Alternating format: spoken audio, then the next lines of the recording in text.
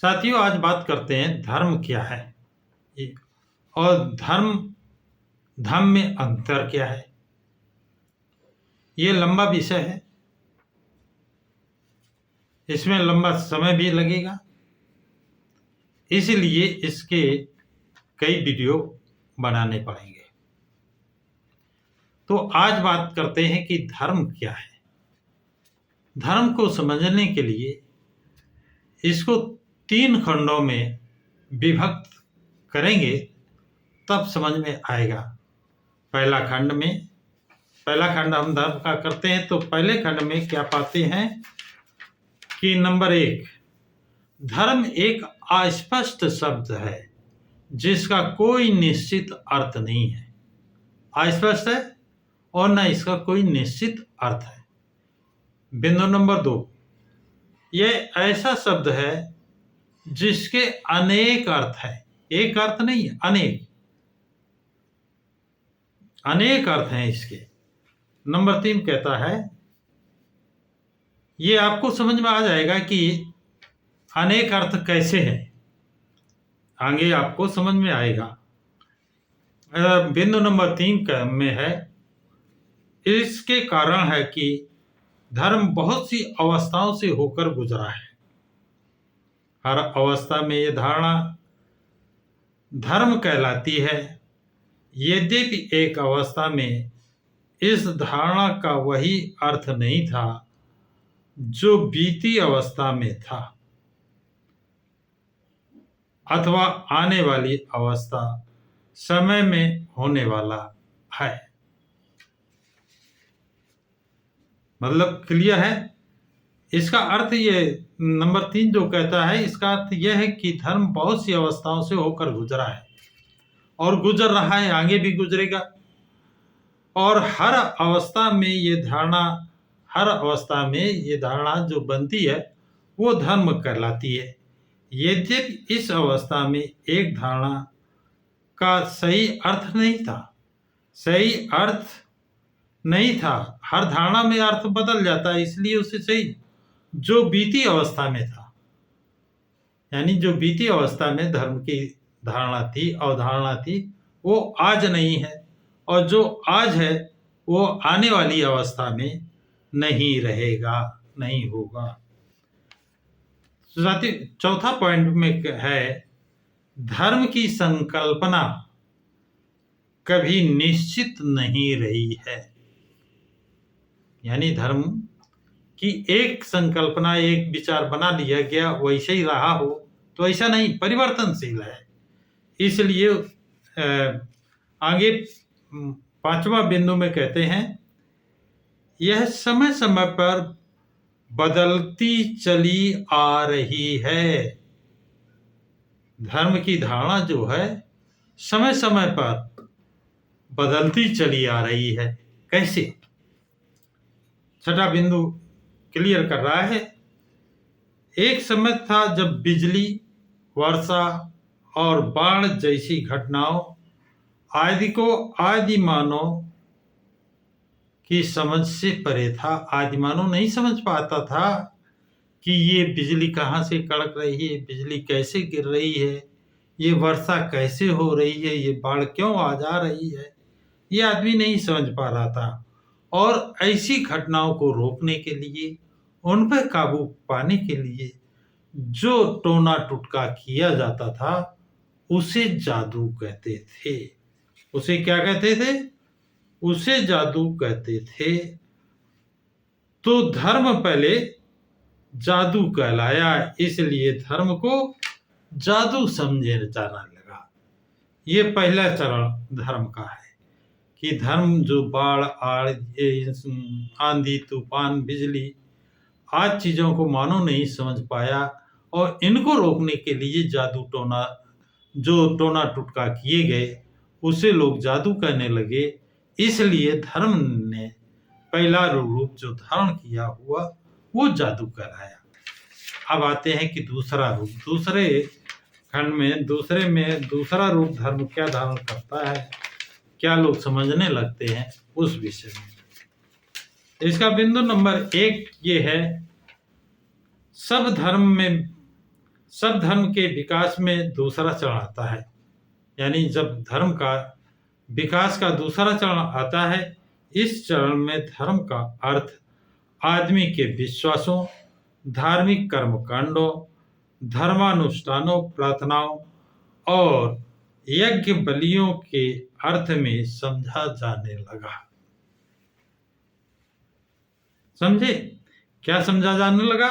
धार्मिक कर्मकांड करो, धर्मानुष्ठान करो, प्रार्थनाएं करो और यज्ञ बलियां चढ़ाओ, ये समझाना जाने लगा। इससे धर्म कहने लगे। दूसरा बिंदु है, लेकिन धर्म की यह धारणा अमौलिक, अमौलिक मतलब होता है जो मौलिक ना हो, यानी नकली। मौलिक का मतलब असली है और अमौलिक का नकली है। ये धारणा नकली है, असलियत तो कुछ और है। तीसरा कहते हैं, तीसरा बिंदु है, धर्म का केंद्र बिंदु इस विश्वास से आरंभ होता है कि कोई शक्ति विशेष अस्तित्व में है। कहते हैं धर्म का विश्वास कहाँ से आरंभ हो रहा है?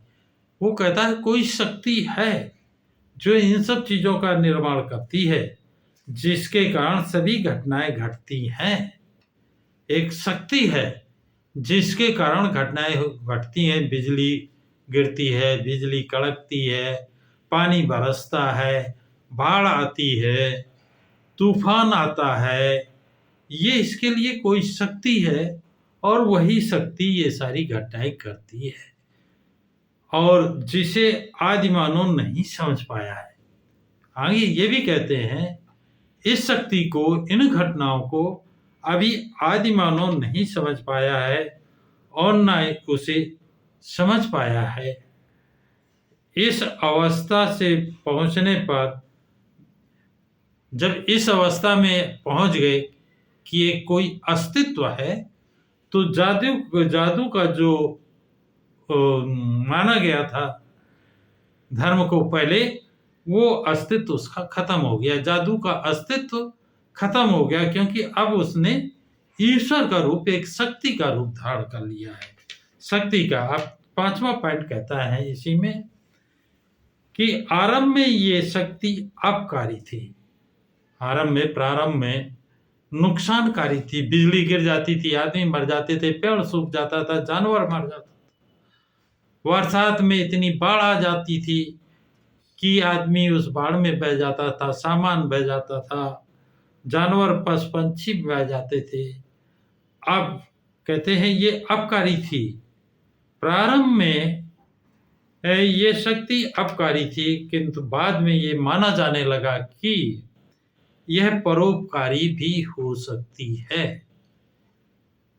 परोपकारी भी माना जाने लगा था कि पानी बरसेगा, आंधी आएगी, हवा चलेगी तो सांस लेने को मिलेगा, पानी बरसेगा तो फसल पैदा होगी, पेड़ पौधे तैयार होंगे जिनसे फल तैयार होंगे, लकड़ी तैयार होगी, तो ये परोपकारी भी हो सकती है, समझा जाने लगा। इसका बिंदु नंबर 6 कहता है कि ये विश्वास, कर्मकांड, धर्मानुष्ठान और यज्ञ बलियां हितैषी शक्ति को संतुष्ट करने के लिए और कुदरत शक्ति को शांत करने के लिए दोनों प्रकार से आवश्यक थी। मतलब एक तो धर्मानुष्ठान, यज्ञ बलियां और सारे कर्मकांड करने का हितैषी शक्ति डेवलप होगी, और इससे जो अपयसकारी शक्तियां हैं उनका दमन किया जा सकता है। इस शक्ति से इस प्रकार ये दोनों अवस्था में मान होने लगी। अब इसका 7वां पॉइंट कहता है, आगे चलकर यही शक्ति ईश्वर, परमात्मा या सृष्टा कहलाई। कौन?